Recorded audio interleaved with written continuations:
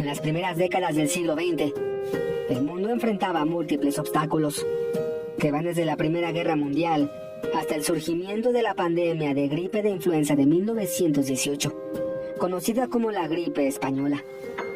Si bien se estima que esta pandemia acabó con la vida de entre 50 hasta 100 millones de personas, es decir, alrededor del 5% de la población mundial de esa época, lo que no cabe duda es que se convirtió en una de las peores crisis de salud que haya azotado a la humanidad, de la que incluso México no pudo salvarse.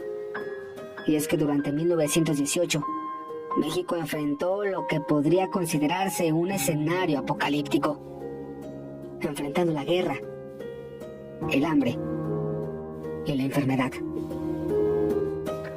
México enfrentaría la gripe española en un ambiente político, económico y social prácticamente devastado, precedido de conflictos armados, hambrunas que en 1915 causaron el 9% del total de muertes reportadas en ese año, y enfermedades como la fiebre amarilla que azotó a los estados de Monterrey, Guadalajara, Saltillo, Tuxpan, Veracruz, Tampico y Campeche, así como la peste bubónica de Mazatlán, además de la tifo, la viruela y el sarampión.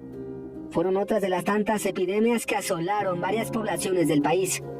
Bajo este escenario, la influenza de 1918 llegó a México. A México llega, que es muy importante señalar, durante la segunda oleada mundial de la pandemia, porque la primera oleada se presentó en la primavera. A México llega durante el otoño de 1918, octubre, más o menos, que se correspondería a la segunda oleada. En el caso particular de México es muy importante señalar que la pandemia llega, los contagios llegan desde el norte de nuestro país. Llega por dos vías, por el noreste del país, por a través de Tamaulipas, donde encontraron barco, y hay también suposición que por el Golfo, un barco Alfonso XII que venía de España.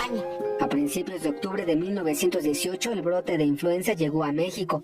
Así lo plasmaron diversos diarios como El Demócrata.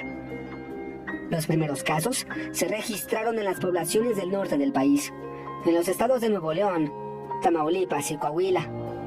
Se estima que en los primeros días de octubre en la región de Laredo, Texas y Tamaulipas ya había más de 12,000 casos de influenza, misma que rápidamente comenzó a extenderse por todo el país, hasta llegar a la capital.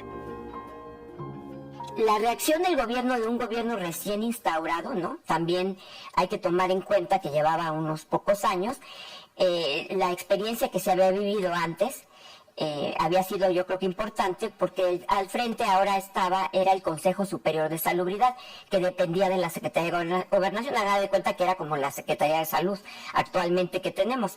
Y este consejo, bueno, pues estaba conformado por un médico carrancista, un médico militar que era José María Rodríguez. Llevaron a cabo, bueno, lo que hizo el Consejo es enviar brigadas sanitarias a las distintas zonas afectadas. Las comunicaciones eran a través de telegramas, ¿no?, de la misma prensa, y se llevaron muchos médicos, ¿no?, pasantes, y llegaban a zonas afectadas y llevaban pues lo que eran remedios paliativos. Las medidas, las mismas, que no de tanta larga duración como lo estamos viviendo actualmente, pero pues era lo mismo, ¿no? Aislar zonas, ¿no? Cuarentenas, no saludar, mascarillas, ¿no? Se usan las mascarillas, no saludar de mano ni de beso, ¿no? Lo que son las medidas de mitigación.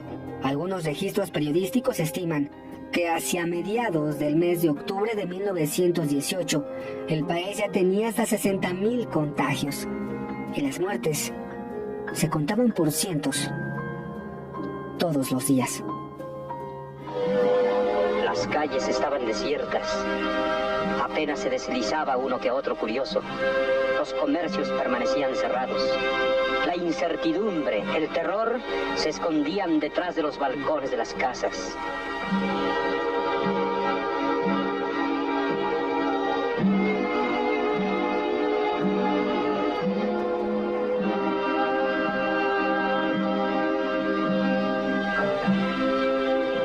El Zócalo parecía un gran cementerio. Se Se estima que el número de fallecimientos por la gripe española de 1918 en México pudo llegar hasta los 300,000, en su mayoría jóvenes de entre 20 hasta 50 años.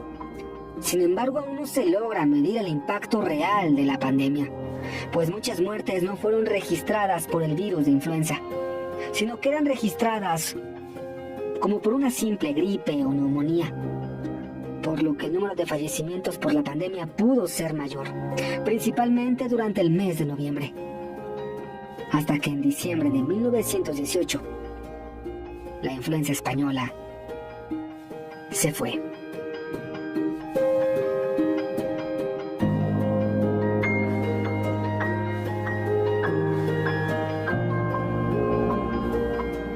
A 102 años de la pandemia de 1918 en México y en el mundo, aún quedan muchas lecciones que aprender, tales como la importancia de la ciencia, de los sistemas de salud y del cuidado personal de la población, así como el entendimiento de que los virus viven entre nosotros, en la naturaleza, y solo falta un descuido para detonarlo y cambiar el mundo tal y como lo conocemos.